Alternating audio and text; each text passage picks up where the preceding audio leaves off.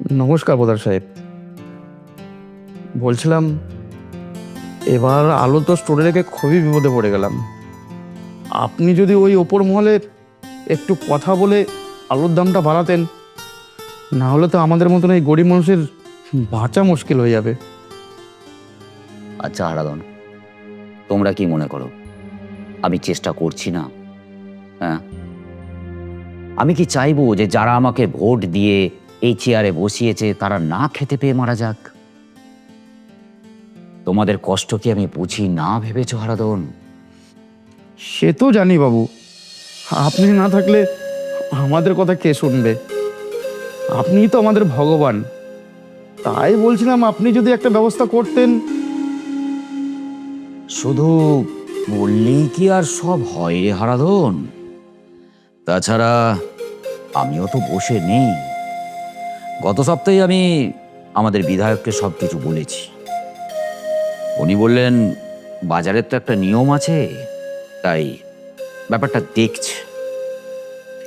আমরা অত সব বুঝি না বাবু, আমরা শুধু বুঝি ওই ধার করে সার কিনেছি, ধার করে আলুর বীজ কিনেছি, সারাদিন রাত ওই জমিতে খেটেছি, আর যদি আলুর দাম না পাই ওই মহাজনের ঋণ শোধ করবো কি করে? তোমার কথা একদম ভুল নয় হারাধন।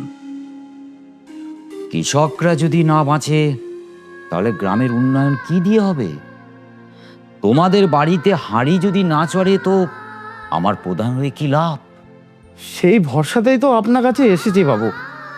আপনি শুধু একবার চেষ্টা করুন, আর আমরা জানি আপনার কথা ওই ওপর মহলের লোকেরা ফেলতে পারবে না। ঠিক আছে, তুমি কোনো চিন্তা করো না। আমি আজই আরেকবার যে বিধায়কের সাথে দেখা করছি, যাতে ওই মহাজনদের সাথে বসে ব্যাপারটা কিছু ব্যবস্থা করা যায়। তার জন্য কথা দিচ্ছি আমি খালি হাতে ফিরবো না। আপনার এই কথাটাই আমাদের মনে সাহস যোগায় বাবু। আর ঈশ্বরের কাছে প্রার্থনা করি উনি যেন আপনাকে ভালো রাখে। ঠিক আছে ঠিক আছে, এবার তুই তাহলে বাড়ি যা। আর হ্যাঁ, নিজের শরীরের দিকে খেয়াল রাখিস।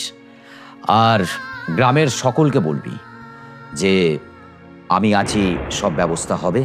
অযথা যেন কেউ না ভয় পায়। ঠিক আছে বাবু, আসছি আমি।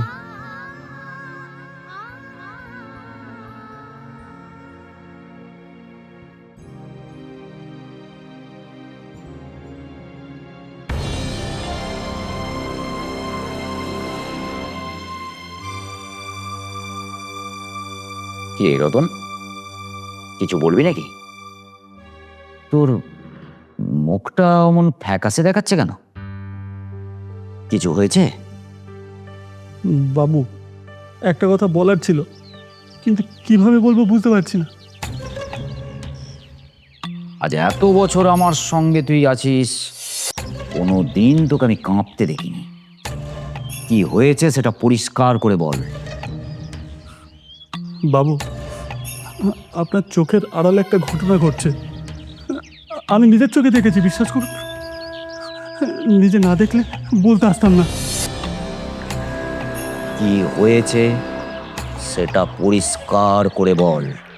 বাবু, আমি নিজের চোখে দেখেছি বৌঠান বাইরের একটা লোকের সঙ্গে দেখা করছিলেন। ব্যাপারটা না বড্ড অস্বাভাবিক মনে হচ্ছিল। তুই যেটা বলছিস সেটা ভালো করে ভেবে বল রতন। বাবু, আমি মিথ্যা কথা বলবো না। আপনি আমাকে ছোটবেলা থেকে দেখছেন। আপনার বাড়ির নুন খেয়ে আমি বড় হয়েছি। আপনার ক্ষতি হোক এমন কোনো কিছুই আমি বলবো না। তোর কাছে কোনো প্রমাণ আছে? হ্যাঁ বাবু, আছে। আমি দূর থেকে একটা ভিডিও করেছি। আসলে আমি ভয় পেয়ে গিয়েছিলাম, যাতে আমাকে কেউ মিথ্যেবাদী না ভাবে।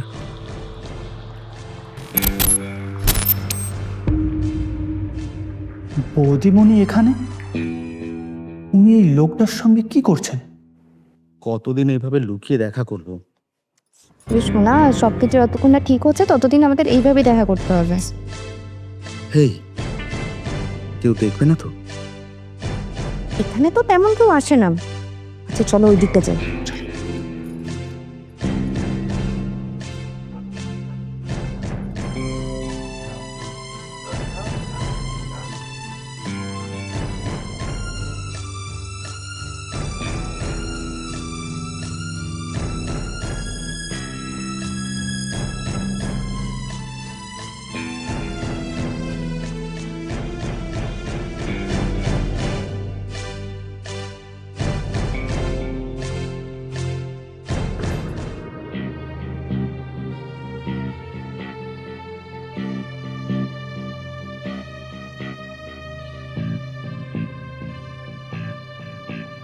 এই ঘটনা কাউকে মুখে বললে কেউ বিশ্বাস করবে না।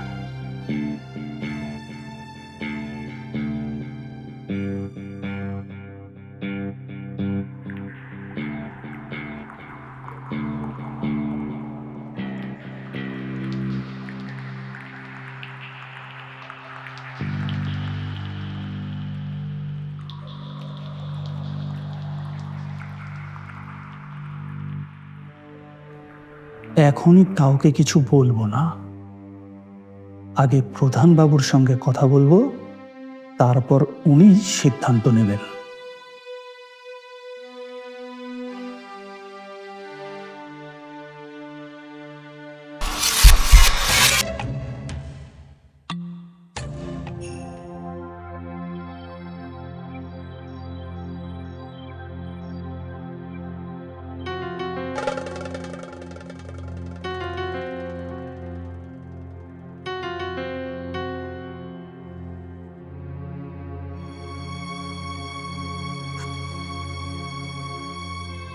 এই ভিডিও কি আর কেউ দেখেছে?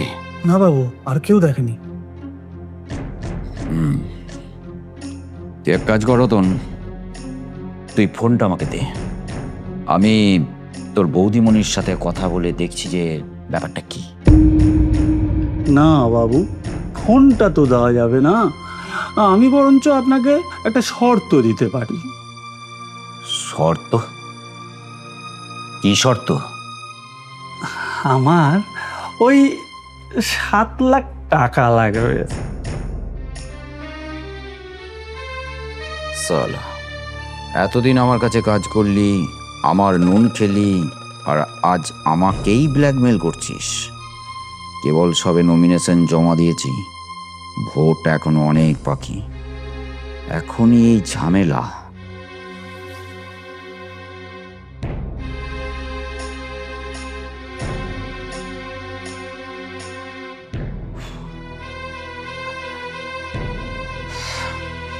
ঠিক আছে, তুই এক কাজ কর, এখন যা, আর সন্ধ্যার পর রাতে তুই আমার ছাদে আসবি। ওখানে কেউ থাকেও না, আর কেউ দেখতেও পাবে না। তোর 7 লাখ টাকা তুই পেয়ে যাবি, আর পরিবর্তে ওই ফোনটা আমি নেব। কেমন? ঠিক আছে বাবু, ঠিক সময় ঠিক জায়গায় আমি চলে আসবো। নমস্কার, আসছি।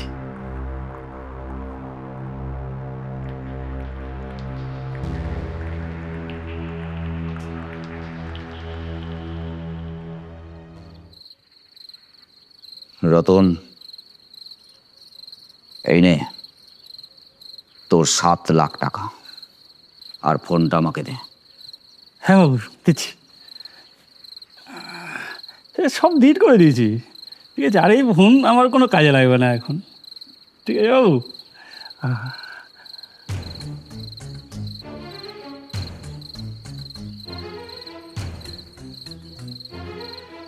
তুমি আমার মান সম্মান সব শেষ করে দিলে মাধবী। এই সবে মাত্র নমিনেশন জমা দিলাম, আর তার মধ্যে তোমার এই কুকীর্তি। রতন সব জেনে গেছে। 7 লাখ টাকা দিয়ে আপাতত তোর মুখটা বন্ধ করতে হয়েছে। তুমি তুমি এমন জঘন্য নোংরা কাজটা করতে পারলে? চরিত্র না কথাকার।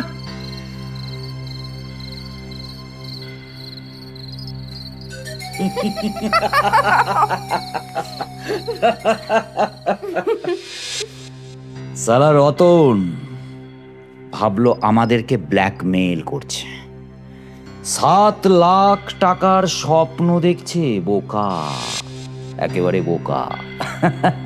কিন্তু ও আদেও ঘুণাক্ষরে জানে না যে এটা আসলে তোমার আমার একসাথে দুজনের সাজানো গোছানো একটা সুন্দর প্ল্যান।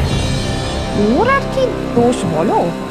ও গ্রামের সাধারণ মানুষ, যা খালি চোখে দেখেছে তাই বিশ্বাস করেছে। ও আর কি করে জানবে যে ওর এই চরিত্রহীনা বৌদিমণি তার নিজের স্বামীর সম্মান বাঁচানোর জন্যই এই জঘন্য কাজটা করেছে। এই সমাজটা বড় নিষ্ঠুর মাধবী। এই যে দেখছো মানুষের আমার প্রতি এত ভক্তি, এত শ্রদ্ধা, সব ওই চেয়ারটার জন্য আর নামের দাপটের জন্য।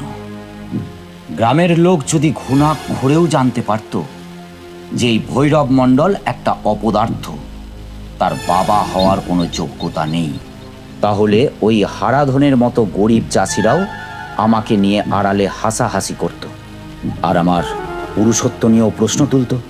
আমি তো তোমার স্ত্রী, তোমার সম্মান মানে আমারও সম্মান। প্রথমে তাই যখন তুমি ওই প্ল্যানের কথাটা বলেছিলে, তখন আমার ভয়ে গা শিউরে উঠেছিল। সুমিতের মতো একটা বাইরের ছেলের সাথে, ছি।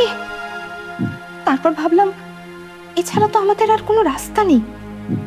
এর ফলে আমাদের জীবনে একটা সন্তান আসবে, সবাই জানবে এটা ভৈরব মণ্ডলের রক্ত, আর তোমার অক্ষমতার কথাও চিরকালের মতো চাপা পড়ে যাবে। ঠিক তাই। আমার কাছে আমার সম্মানটাই হলো সব থেকে বড়। তার জন্য যা করার আমি তাই করব। সুমিত ছেলেটা বড় সহজ সরল, ওভাবে তুমি ওকে সত্যিই ভালোবাসো। আর আমাদের কাজ সাকসেস হয়ে যাওয়ার পর ওকে কি করে গ্রাম ছাড়া করতে হয় সেটা আমার খুব ভালো করেই জানা আছে। সুমিতকে না হয় তুমি সরিয়ে দিলে, কিন্তু রতন রতন তো সব জেনে গেল। আজ না হয় তুমি ওকে 7 লাখ টাকা দিয়ে মুখ বন্ধ করলে, কিন্তু কাল যদি ওর টাকা শেষ হয়ে যায়, তখন যদি এসে ব্ল্যাকমেল করে, তখন কি করবে? ভৈরব মণ্ডল কোনো কাঁচা কাজ করে না মাধবী। রতনের মুখ আমি চিরকালের মতো বন্ধ করার ব্যবস্থা করে এসেছি।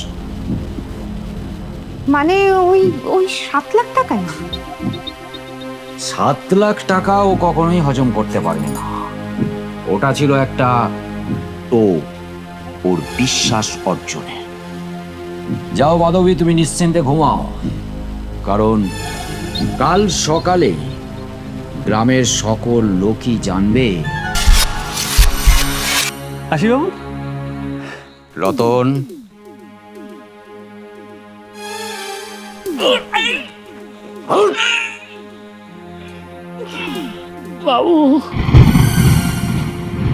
এতদিন ধরে আমি আমার অনেক সম্মান কামিয়েছি রে। যে সম্মানের জন্য নিজের বউকে অন্যের বিছানাতে তুলে দিতেও আমি দুবার ভাবিনি, সেই সম্মান তুই এক নিমেষেই মাটির সাথে মিশিয়ে দিবি ভেবেছিলি, তাই না? যাতে কেউ না বলতে পারে আমি অক্ষম, আমি বাঁজা। তার জন্য আমি এত কিছু করলাম, আর তুই